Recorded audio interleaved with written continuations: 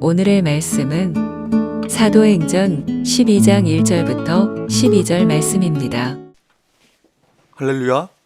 오늘 하루도 여러분 삶 가운데 하나님의 은혜와 평강이 함께하길 축복합니다. 오늘 본문의 말씀은 종교 권력에 의해서 핍박받던 초대교회가 이제는 정치 권력에 의해서 심각한 위기 가운데 처한 사건을 보여주고 있습니다. 스데반의 죽음 이후에 또다시 큰 위기에 직면한 초대교회 성도들은 어떻게 위기 상황을 견디고 극복했는지를 배워보길 바랍니다. 헤롯은 교회에 속한 사람들을 헤아려 했습니다. 1절 2절 그때 헤롯 왕이 손을 들어 교회 중에서 몇 사람을 헤아려 하여 요한의 형제 야고보를 칼로 죽이니, 먼저 요한의 형제이자 예수님의 핵심 제자였던 야고보를 칼로 죽였습니다. 여기 헤롯은 헤롯 왕의 손자인 아그리파 1세입니다. 그는 헤롯 안티파스와 결혼하여 세례 요한을 죽였던 헤로데아의 오빠입니다. 또한 그는 자기의 삼촌이자 매부였던 헤롯 안티파스를 로마 황제 칼리굴라에게 반역죄로 밀고 합니다. 그래서 그를 축출하고 그 왕자를 차지한 자입니다. 그는 칼리굴라가 41년에 죽어 자신의 정치적 기반이 사라지자 인기 영합 정책을 펼치기 시작했습니다. 그래서 유대인들의 지지를 받고자 야고보를 죽이고 베드로까지 체포해서 죽이려 했던 것입니다. 즉 야고보는 정치적 이유로 무고히 희생당한 것입니다. 이처럼 성경은 복음대로 사는 길을 승리만 있는 순탄한 길로 미화하지 않습니다. 때로는 무고하게 핍박받을 때가 있음을 알려줍니다. 물론 궁극적으로 천상에서 승리합니다. 마지막 날에 승리하는 것입니다. 그러나 때로 핍박이 있고 고난이 있고 무고한 박해가 있음을 성경은 그려주고 있습니다. 그럴 때 주님과 믿음의 선조들을 기억하여 흔들리지 않는 믿음으로 굳게 서시길 바랍니다. 헤롯은 야고보를 처형한 후에 자신의 정치적 지지도가 올라간 것을 감지하게 됩니다. 그래서 그는 어떻게 합니까?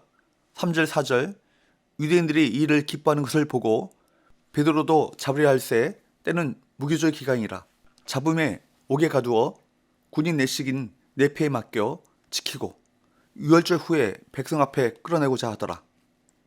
야고보를 죽였던 헤롯은 베드로마저도 유월절 후에 공개 처형할 목적으로 베드로를 추통했습니다. 5절 6절 이에 베드로는 옥에 갇혔고 교회는 그를 위하여 간절히 하나님께 기도하더라. 헤롯이 잡아내려고 하는 그 전날 밤에 베드로가 두 군인 틈에서 두 쇠사슬에 매여 누워 자는데 파수꾼들이 문 밖에서 옥을 지키더니 헤롯은 베드로가 갇힌 감옥을 이중으로 철저하게 지키도록 했습니다. 이러한 최악의 상황에서 교회가 한 일은 하나님께 매달리는 것이었습니다. 이는 기도밖에 아무것도 할 수 없어서라기보다 기도만이 해결책이었기 때문입니다. 기도는 고난 중에 그리스도인들이 할 수 있는 최선의 선택이며 최고의 무기입니다. 하나님께서는 베드로를 구출하기 위해 천사들을 보내셔서 군인들의 철통 감시 속에서도 기적적으로 그를 이끌어냈습니다. 여기서 우리가 주목해서 볼 것이 바로 6절 말씀에 그 전날 밤에 라는 말이죠. 베드로를 끌어내어 죽이려고 하는 바로 그 전날 밤에 하나님께서는 천사를 보내셨습니다. 여기서 우리가 중요한 사실 하나를 배우죠. 그것은 기도는 전날 밤에 응답받는다 라는 것입니다. 하나님의 응답의 때는 언제나 그 전날 밤입니다. 하나님은 언제나 가장 정확한 시간에 응답하십니다. 언제입니까? 바로 그 전날 밤입니다. 그러므로 지금까지도 기도했는데도 불구하고 아무런 응답의 조짐이 없다고 실망하지 마시기 바랍니다. 기도의 분량이 찼을 때, 또 하나님께서 보시기에 가장 선하신 때, 가장 적절한 그 카이로스 시간에 하나님께서는 응답하실 것입니다. 기도는 언제나 바로 전날 밤에 응답된다 라는 사실을 알아야 할 것입니다. 그렇다면 하나님께서는 어떻게 베드로를 옥에서 끌어내셨습니까? 7절 8절 호련히 주의 사자가 나타나매 옥중에 광채가 빛나며 또 베드로의 옆구리를 쳐 깨워 이르되 급히 일어나라 하니 쇠사슬이 그 손에서 벗어지더라. 천사가 이르되 띠를 띠고 신을 신으라 하거늘 베드로가 그대로 하니 천사가 또 이르되 겉옷을 입고 따라오라 한대. 여기에 보면 하나님께서는 베드로가 갇힌 그 감옥에 천사를 보내셨습니다. 호련히 천사가 나타났죠. 그리고 잠을 자고 있었던 베드로를 쳐서 깨웠습니다. 아마 발로 찼는지도 모르겠습니다. 급히 일어나라 라고 하는 천사의 말에 깊은 잠에 빠져있던 베드로가 놀라서 일어났는데 쇠사슬이 저절로 그 손에서 벗어졌습니다. 천사가 말하기를 띠를 띠고 신을 신으라, 그리고 또 겉옷을 입고 따라오라 라고 했습니다. 베드로는 그대로 했습니다. 그러자 천사는 베드로를 밖으로 데리고 나왔습니다. 아니, 파수꾼이 눈을 시퍼렇게 뜨고 있는데도 파수꾼들은 지금 베드로에게 일어나고 있는 일들을 보지 못했습니다. 첫째와 둘째 파수를 지나고 성으로 통한 쇠문에 이르게 되자 문도 저절로 열렸습니다. 너무나도 불가능한 상황에서 일어난 일이기 때문에 베드로는 지금 내가 환상을 보는 건가? 지금 내가 분명히 꿈을 꾸고 있을 거야 라고 생각했다고 성경은 말하고 있습니다. 천사에 이끌려 거리로 나오자 천사가 떠나갔습니다. 그때 비로소 베드로는 정신을 차렸습니다. 그리고 이것이 꿈이 아니라 실제로 일어난 하나님의 역사인 줄을 알게 되었습니다.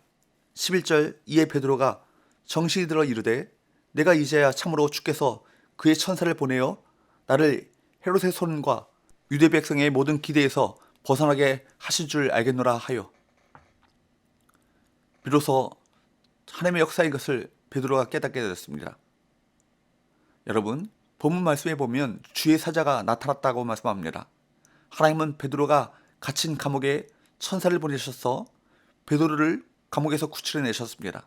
그러므로 여러분, 우리 눈에 천사가 보이지 않아도 하나님께서는 천사들을 보내셔서 어려움을 당한 저와 여러분들을 돕고 있다는 사실을 믿으시기 바랍니다. 그렇습니다. 우리가 연합하여 기도하면 하나님의 기적을 체험할 수 있습니다.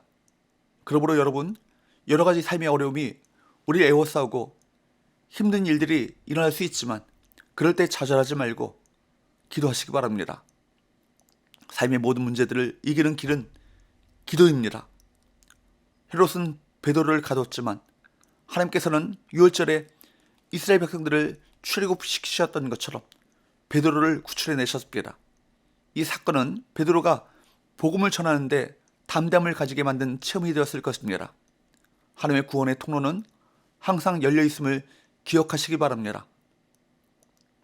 12절 말씀에 보면 베드로는 마가의 어머니 집으로 가서 마침 기도하고 있었던 성도들을 만나게 됩니다.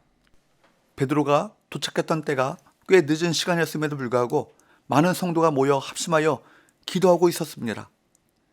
예수님께서 십자가에 달리기 전에 겟세마네 동산에서 베드로에게 깨어 기도하라고 말씀하셨던 그 말씀이 연상됩니다. 베드로 또한 그때를 기억하며 평소 성도들에게 기도를 강조했을 것입니다. 오늘날 교회는 어느 때보다도 깨어 기도해야 할 것입니다. 교회 순결과 회복을 위해 깨어 기도하시기 바랍니다. 스데반의 순교 이후에 지중해 연안과 구브로, 시리아의 수도였던 안디옥까지 복음은 급속하게 퍼져나갔습니다. 이제 초대교회는 야곱의 순교와 베드로의 고난으로 더 부흥하게 될 것입니다. 우리 또한 죽음조차 막을 수 없는 복음의 능력을 의지하여 담대하게 세상으로 나가야 할 것입니다. 기도합시다.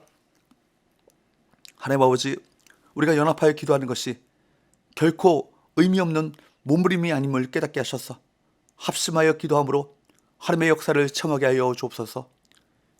예수님의 이름으로 기도합나이다. 아멘.